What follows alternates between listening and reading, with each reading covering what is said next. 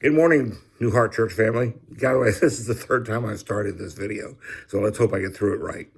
Pastor Matt with you this morning, and I have my coffee, and I trust you had a good night's rest. It's a little rainy and chilly outside this morning on this Thursday, but this is the day the Lord has made, and we will rejoice and be glad in it. We had a great Zoom prayer meeting last night with everyone, and afterwards, our brother Chris Dizell called me because he had some technical things that we wanted to talk about, and some things that were going on in church that we needed to touch base on, which we did. But he noted that, of course, when you are hosting one of these meetings, you can see all of the participants laid out on your screen, kind of in a checkerboard fashion. He said, kind of reminded him of the old TV show, The Brady Bunch. And I kind of laughed. I said, yeah, we have a very Brady prayer meeting. If you don't remember that show, if you're too young, or if you just don't recall or never watched it, it was about a blended family. It was about a widower who had 3 boys and a widow who had 3 girls. They got married. The kids were all of similarly comparable ages. And the show was kind of a campy, hilarious conflicts of what happens when you have siblings that are not really siblings until they become siblings, and the complications thereof that come into that family. It was pretty avant-garde for its time, but it was a blended family. And I was reminded that we are a blended family. The body of Christ is. The Apostle Paul, who was a Pharisee of Pharisees, he was met all of the biblical Old Testament requirements for being eligible to call himself really one of the Jews of all Jews.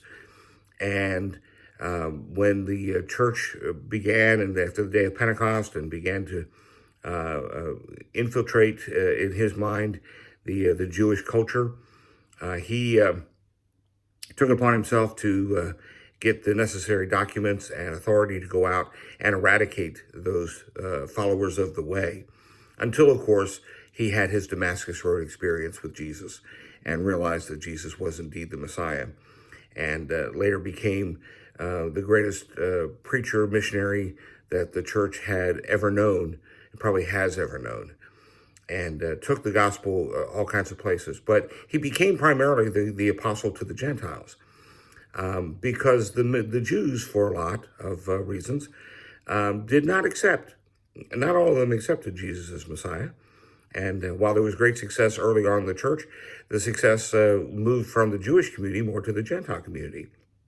And so in some churches, there was conflict between these two different groups that were now coming together, but coming together in some different ways. And so one of those churches was the church in Rome. And Paul writes to the Romans in Romans chapter 11.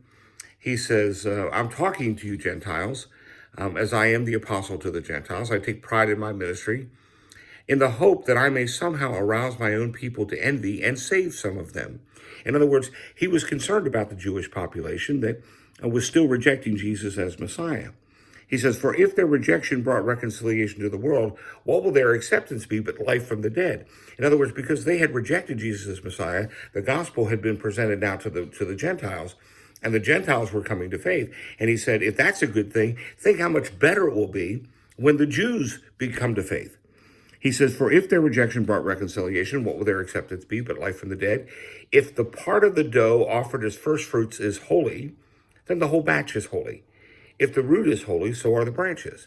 In other words, if the dough is made from grain that was offered as first fruits in the harvest, which would make it holy in scriptural terms, then that dough, even mixed with other dough, made the rest of the dough holy. He said, basically, if the root of the tree is holy, then all the branches are holy. He says, if some of the branches have been broken off, and you through a wild shoot have been grafted in among others, and now share in the nourishing sap from the root, do not consider yourself to be superior to those other branches. Because you do not support the root supports you. You will say then, well, branches were broken off so I could be grafted in. And he says, that's granted, but they were broken off because of unbelief.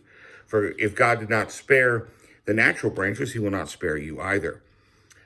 He says, consider therefore the kindness and sternness of God. Sternness to those who fell, but kindness to you, provided that you continue in his kindness.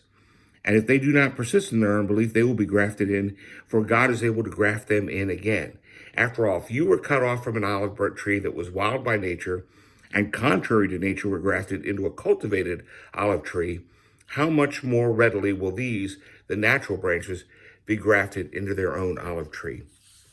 What Paul basically was saying was, even though the gospel was originally intended for the Jews, those who rejected it made it possible for the Gentiles to be brought into the faith. The Church of Jesus Christ is made up of a vast diversity of people who have different life experiences, different conversion experiences, different circumstances, different ways that they were raised, just a lot of different things from everyone else. We're all different in that regard. But what we know is that if the root is holy, then the whole tree is holy. Our God is holy. Jesus is holy. And in another place, Paul says that we have one faith, one hope, one Lord, one baptism, one Spirit, and that we are all one in Jesus Christ.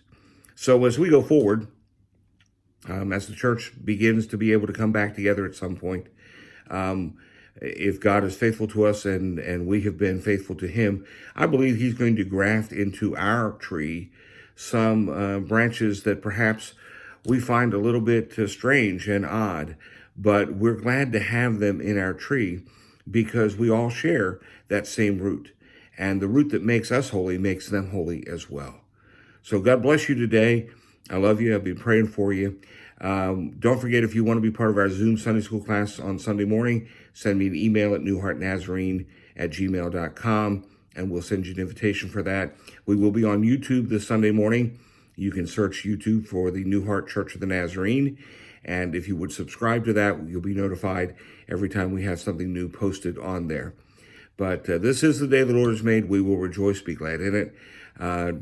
Know that I'm praying for you, that I love you, and I look forward to the day when we will all gather together once again, and all the branches will come together so that we can lift our voices in praise to the one who makes us holy. God bless you. Have a great day.